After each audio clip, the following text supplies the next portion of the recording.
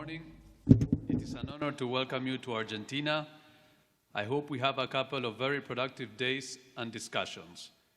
Thank you, Mr. President Macri, Mr. Director General of the WTO, Acevedo, and Mr. Minister Cabrera for inviting me to speak this morning.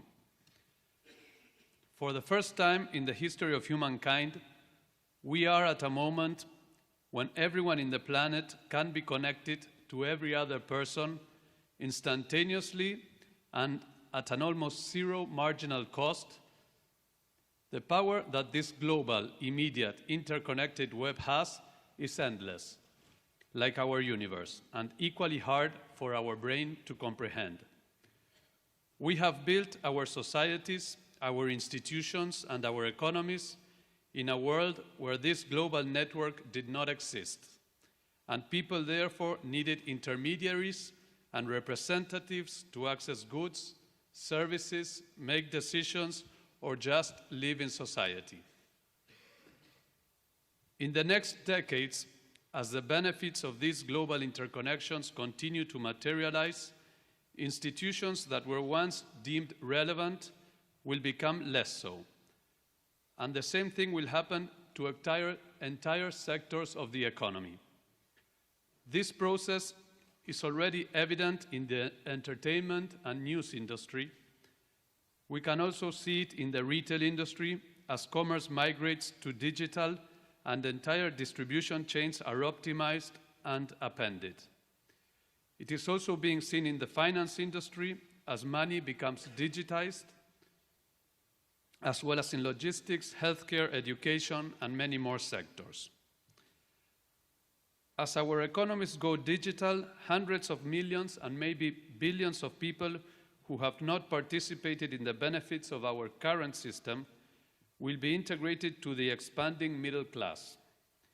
This is a process that will help the poorer individuals, the ones that live in rural areas, the small companies, and those with less economic resources and political influence. It is a process that will put billions of people on a level playing field, as it is already doing in many sectors and in many countries. However, all processes of change create winners and losers, and therefore resistance and conflict. But the overall outcome will be greatly positive for our societies. It is therefore paramount that governments continue to encourage the digitalization of our economies and processes, while ensuring that the benefits of these changes are fairly distributed within our societies. Enabling the digitization of our educational processes and coaching, for example, is a great way to ensure a greater number of people have a better chance of sharing this progress. Governments will need to resist the calls for status quo that many mainstream institutions and organized sources of powers and influence will demand. And finally, governments shall ensure the cost of innovation and change is minimized to those disrupted by it. Change is never easy.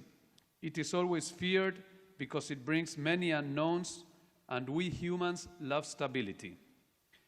But to reap the benefits of global peer-to-peer interconnection, we will have to continue down this path of transformation that is already underway, making sure we separate the noise from the real benefits that innovation will bring.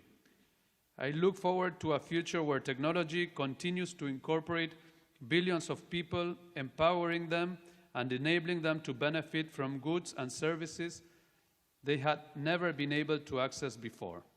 Thank you very much.